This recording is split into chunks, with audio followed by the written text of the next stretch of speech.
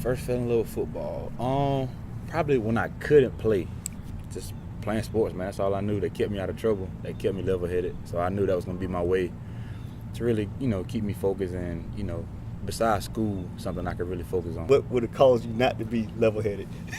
Man, just seeing people in my neighborhood, you see drug dealing there, all that stuff going on.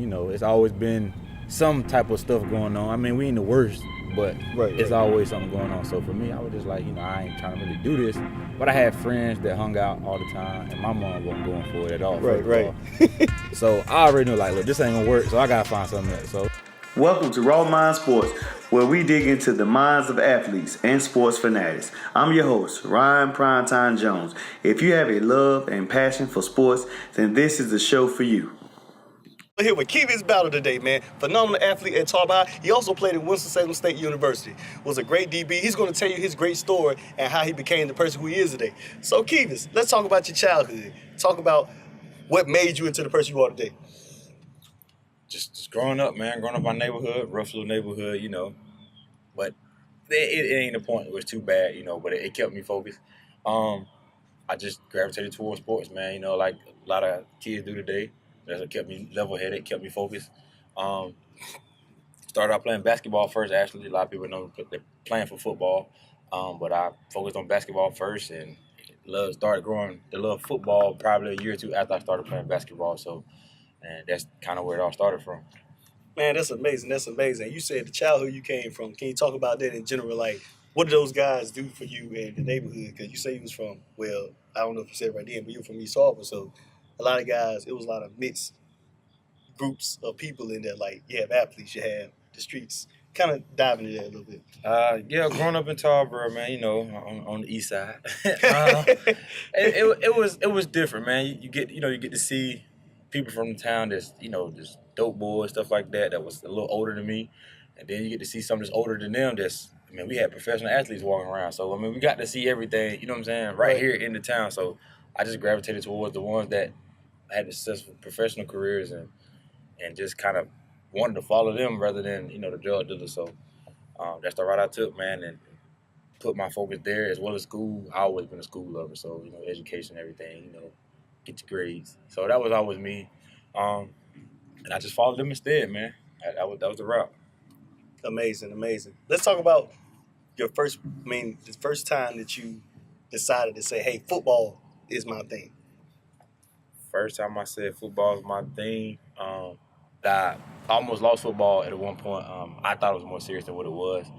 I got a little, bone spur type, tendonitis type of thing. It's called osgood slaughter. Just basically when I have like a growth spurt between like the ages of 10 and 14, I think kids have, and it hit me right going into my 7th grade year when I started, school football or whatever. And, man, it got real bad for me. Tendonitis was super sore. I could barely touch it, and I couldn't do anything with it. So I was ruled out to play football in middle school. So it only lasted a few months. That was weird. So it only lasted a few months. So I played rec football. Somehow they got me to play there. I cleared the physical or whatever. And I played there, watching my middle school play when I was supposed to have been starting that year. And shout out my coach, Coach Woteke at the time. He started the spread system and, kind of opened me up to wide receiver and stuff like that. And I just had to sit back and actually play quarterback for a year in 7th grade. So. Oh, wow. Interesting. Yeah. So once you got a chance to play in middle school, what was your drive going into that school? Like you were determined not to be stopped. Yeah, man. I just had to. I was ready to put on that school jersey, that purple and gold the first time, and I was ready to go after that. Everything after that, man. I played linebacker and DN. Weird for my size though, but small school. Played that and on defense and offense. I played tight end and I played a little bit of running back at the time too. And some receiver, just depending on, what set we was in, whatever. So I was all over the place, man. I just had speeds. They were trying to utilize me, as much as they could or whatever. But undefeated season, 8th grade. That was 2 years back-to-back, 7th and 8th grade, undefeated. So, yeah, that's when it kind of all started for us.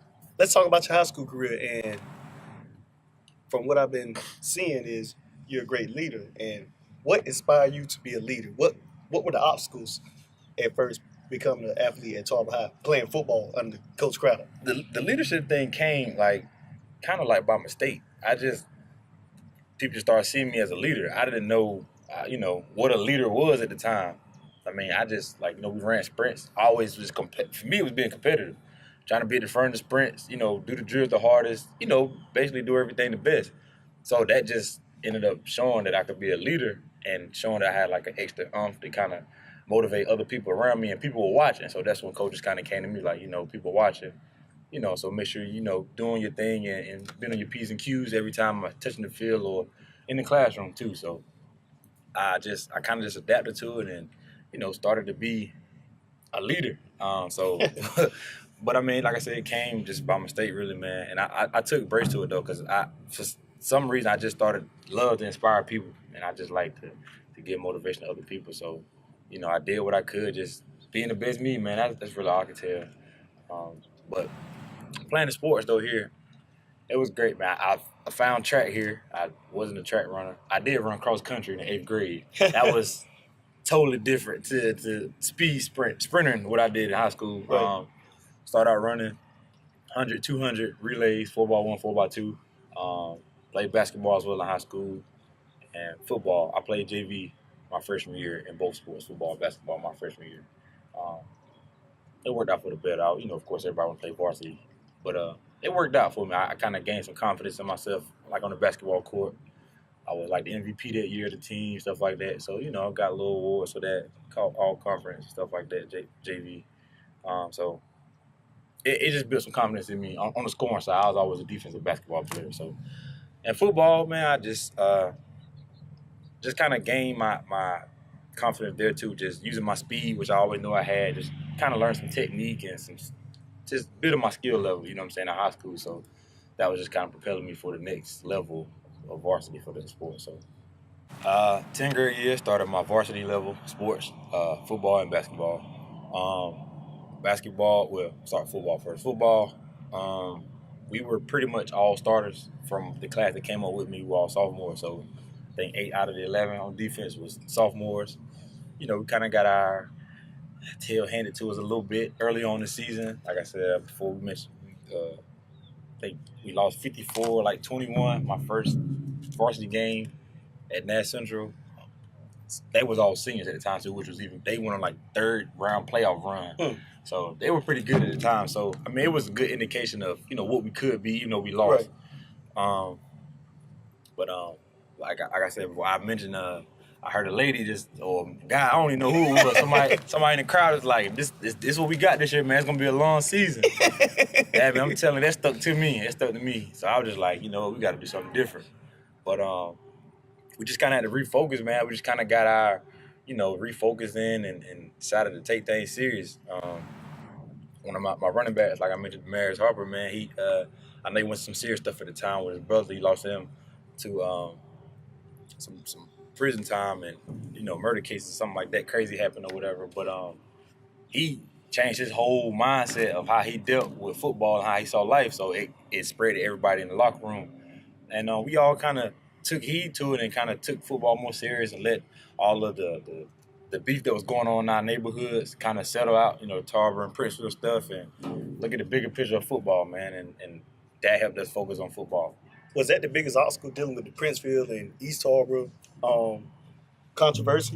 Was that the biggest problem? It was big my sophomore year. Okay. I think after that it wasn't. But the biggest obstacle for us, I think, just trying to be on one page. That's team sport. That's the hardest thing, just to get everybody on the same page, the same mindset, the same intensity to grind every day.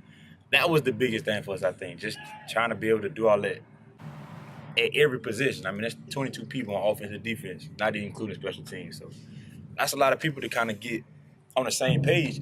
Excuse me. So, I mean, after we figured it out that we could all work together, and we had more coming than we thought. Right. It wasn't as hard. We all just worried about our job, got better at each position, and everything else kind of fell into place after that. Yeah, that's why I look at East Harbor and Princeville it's more of a big family. Everybody's some kin down the line somewhere. Exactly. They just don't know, or they probably don't dive into it before they go and react it. But I think that was the best thing that really brought this town together was football, because football is religion around here. Football, without football, I don't know how this town would do things. But I think when football season's around, I feel like this whole town, this small town, comes together for one. And speaking of that, let's talk about the head coach, Coach Craddock. What did Coach Craddock see in you? And also, let's talk about probably the premier running back in the NFL, Ty Gurley, because he was playing with you during that time. Tell me about both of those guys in high school. In high school, Coach Craddock, man, he was definitely a leader himself. So he always taught us, he's had the worst of the teams, and he's had some great teams to not actually win as much, but had the athletes of the caliber we had, and probably even better. So he knew what we had. He knew we had something special. So he just, like I said, for him, that probably the hardest thing for him, actually directing us to follow him to be on the same page. So, and that's something he preached all the time. He just always preached, believe in what we say, and everything will work out. So I think we heard it, but we didn't really hear it when he said it, like the first couple of times. Yeah. So then we started really listening and doing what he was saying, and we saw things really working, through the season, like that sophomore year I mentioned before, and things started working out. I think we lost like 3 or 4 games my sophomore year. But my junior year, we had, kind of got more focused again on another level, got a year experience under for all those sophomores we had. And, man, we lost 1 game, which we shouldn't have lost, but that's another story. To the county rivals over there, which that was a great game, though. But, we lost that 1 game, went to the state, we lost there. But, I think that just getting us there made us so much even better. The fact that we know we could do it. You know what I'm saying? Just seeing the fact we can make the state championship. Like, y'all, we just did this last year. Like, it's nothing to do this. So that kind of opened up a new door, because we haven't seen nobody doing it like that when we was growing up watching players play. So, after we got there, we just took it to another level. And Ty came around my senior, so we 2 years apart. Okay. But he was a sophomore when I was a senior. But I was already playing with him in basketball. He played basketball. He played football and track. He was a hurdler. I never – it's weird to talk about him because I never thought it would be like it was. He's always like a little brother, like, just a big little brother that I had around, because he was probably like my size early on. But I met Ty around that time, 10th grade. I didn't think he would be as special as he was, honestly. I knew he was good, but we had a lot of athletes. That was what we had. That's what we did. I seen this guy literally learn how to run hurdles in like 3-4 weeks' time. Like, we needed somebody to hurdle. We all were sprinters. We all want to do relays, 100, 200, which is a popular run. But we need somebody to run hurdles. I had already tried it. It wasn't for me. It wasn't for me. Cool. So, like I said, I literally saw him learn to step over him, run, and figure it out all in like a month's time, and ended up going to the Junior Olympics. So that showed you how special he was going to be, just very fast. So he came up my senior year. He was a sophomore. He was playing safety at the time. He was playing running back, but when he came up, he got in. After we blew out a couple teams in the playoffs, he played safety. Had an interception, playing safety. Like, this guy gonna be pretty good. Mm-hmm. So I thought he was gonna be a safety. That's what I thought he was gonna be. 6 foot, 6'1", 210. I said, hey, this dude gonna be it at safety. And then after I left, we won state championship my senior year. I saw him, keep going and just blow up like crazy. I couldn't believe the type of attention he was getting. But I knew a lot of that came from us. He always say this. He always say he appreciate our class for giving him the attention that he needed to get to where he was, because we kind of brought a lot of attention to the program. Winning the state championship, and Jacoby Cofield, who came out. Yeah. Went to Duke, had a couple offers, ECU, Duke, State, a couple places. And, he kind of brought that attention to the program. So he actually helped me get looks at NC State, which I thought I was going to go. They broke my heart, man. But it's all good. It just escalated from there, man. I watched him grow and just get to see him now and still keep that contact, and nothing changed for him. He's still the same person, just at another level, which is crazy still to me. But yeah, I'm glad to see him doing good, man. It worked out for him perfectly. I know. That's what I was going to say. It's working very good for him. Yeah. Let's talk about, since NC State broke your heart, let's talk about your newfound love. Where you went to, Winston Salem State University, man, and how they treat you. That was another crazy story, man. I actually was, I did earn a scholarship. A lot of people don't know. I walked on and earned a scholarship. But I actually was invited to camp, so I was like a preferred walk-on, is what they call it. I got there. I actually missed camp. I missed camp. The coach had called me to come. Like, he would call me and check on me, make sure I was still coming. I missed camp. I didn't even know I was supposed to. He said he sent me something. I never got it for the date. So I missed camp. I came up freshman, the regular freshman, meeting the coaches. They're like, you Lakevious? I was like, yeah. Man, we've been looking for you for 2 weeks. I got a locker, everything, man. I ain't even been there. I'm like, oh, like, they like, yeah, you behind. Which, again, that worked out for me. They had me listed for like a receiver or DB, so I ended up going to DB route. Defense has always been something for me, so ended up going to DB route. I redshirted my freshman year, which I needed. We learn no man-to-man coverages, no, like man skills. So that's something I really need to learn. So that was pretty much most of my freshman year dedicated to for me, learning coverage schemes, and just learning man-to-man skills. So that was the biggest thing for me because I played safety here actually in high school. I played a little bit of corner just to try it out or whatever in high school. But so just worked that and I learned it because I was an athlete, so it kind of helped me to balance out the feet work, which is mostly all corner is. Right. But yeah, NC State, man, they broke my heart. I had got looks. They came to see me play. We was actually playing another NFL star, Kareem. Roanoke. He was at Roanoke. Yeah, Kareem. I can't think of his name. He went to Carolina, right? Yeah, he playing at Kareem. I can't think of his name. Yeah, he playing at the Giants now. And playing against them, I had like 3 touchdowns. State recruit right there watching me, like, okay, he had Jacoby already listed, and I ended up going. He wanted to offer him, but they just gave their last scholarship offer, which were another NFL stars. Dave Emerson played at State, and some of them. Yeah. That was the class I was supposed to have been in, which is crazy. And I ended up meeting them later on in college. I played with some of his high school teammates. It's crazy, like life, how I come back around. But right. So that happened. That didn't work out. I actually had another chance to go to Duke.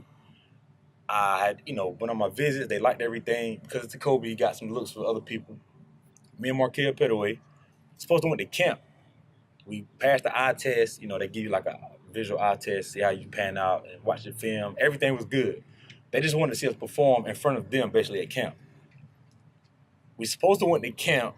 Oh, y'all some camp skippers. It was summertime. Summertime camps. We supposed to went to camp. We stayed out late the night before. Supposed to went to camp the next day. Jacoby calling us to go to camp to leave that morning, and during it was like an hour and a half away. We skipped the calls. Like I remember today, Kel looked at me, I looked at him. He was like, just went back to sleep. That's literally what we did to each other. To this day, that same day, Jacoby got an offer at Duke. And they was wanting to offer us, but we didn't come. Wow. Same day. So that was another opportunity going out the window. Guys not staying focused like this. Man, listen, nobody really gave me that, you know what I'm saying? Like, go to camps, get your looks. I didn't know that until after the fact. And that's why I tell kids now, like, get exposure. That's the biggest thing you can do, just get exposure. Right. We 1A now. That's even harder to get. And I was 2A, so get exposure. But, yeah, man, I got my heart broke a couple times, man. I was getting looks, couple D1 AA's, Norfolk State. They wanted me to come run track there. I turned that down. I wanted to play football. They wanted me to walk on. I mean, it was opportunities coming in and out. I just ended up at Winston. Had never been there before, ever. Best decision I ever made, man. I don't regret nothing about it. I learned my skills and did a lot of winning there too, though. So it worked out. Let's talk about different coaching styles. What about the film room at what's the difference between Tarver High and the film room at Winston Salem State? And what was the difference? What did your coach see in you, even when you missing camp and you didn't come at the first moment, for him to still give you a chance? What's special quality that you have that he probably looked at, you thought that he looked at and keep you? I think they seen my potential, just like athleticism. I was decent sized corner. I wasn't 5'11". I think I came in camp like I was kind of skinny. I was like 175. But I was probably one of the fastest on the team, even as a redshirt freshman. So I think they saw that, they could work with it. So they gave me an opportunity, which they're grateful. I always give them props on giving kids opportunities that walk on. And I think that's helped a lot with winning in the program or whatever. But I think they just saw that. And, we had a lot of kids. They had the year before, we had just came back down from D1. So we was just getting back down to D2. I think they won like 2 games the year before I came there. So they were just trying to clean house and Oh. just get everybody doing it. So the whole team before was Rebuild the stage. gone, yeah. So new coaching staff, everything. But it was a real deal, man. That was the strictest disciplined team I ever seen in my life. Ever. Amazing, amazing. Let's talk about some random. I mean, you already pretty much gave your answer on the stuff about your career. I just want to ask you some opinionated thoughts. Who's your favorite NFL team, and who's your favorite quarterback, and also who's your favorite NBA player? Okay, NFL team is the Patriots. Tom Brady, I consider him the GOAT of my era. Young guy, so that's the GOAT of my era. And LeBron, man, that's my guy right there. On and off the court, everything he do, that's my guy. What do you take from those two players, Tom Brady and LeBron James, and take it into everyday life as an outside of the sport, like as in your life with your family, with your wife? What do you take from them that's special, that basically is the same thing that you do? You see me post something yesterday about that? I posted something about LeBron yesterday. That's where you said that. LeBron, he just had he was in Essence magazine talking about like how his wife basically kept him level-headed and, basically helped him get to where he is. And I always watched that with him. Like, he always had a level head. I remember watching this documentary. He was in high school, like coming out of high school. He always had a level head. He always valued his family. He always was trying to give back before he even had really made it big. So that was something I just took from him that I wanted to do for other people, even if I wasn't on his level. So that's something I seen from him on outside of the, sports arena, which he's still doing right now like crazy. Tom Brady, he private, so we can't really see what he got going on in his family life. But he is married. I know he's married, and, he's tried to do, like, little foundations and stuff like that, to give back. So anybody that gives back, I'm all for. But his skill level is just, out of his world. Mentally and physically, the man's still doing it like one of the best. So I agree. Who are the Super Bowl picks so far right now? It's just week 3, but just give a little insight. Just want to hear your mind on it. Man, it's so many good teams. I really couldn't say. Rams, of course, Todd and the crew. I think on paper they have the best team, offense and defense on paper. I think for them, what's going to make or break them will be golf. Golf is their make or break. I haven't gained the complete confidence in him yet. Not saying he's not good, but, he's still young, compared to a lot of the players on the team that hasn't already proven themselves. So that'll be big for them. Of course, the Patriots, we always keep a dynasty. Josh Gordon signing was big for us. So I think we'll be up there. Jacksonville got the best defense in the league right now. But Blake, I got to see more from Blake Bortles. I ain't sold on him either right now. It is what it is. It's a lot of good teams, though. I always say Pittsburgh is never nobody to walk over, ever.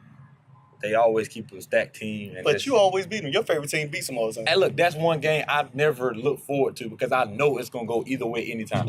Honestly, I really feel like it can go either way.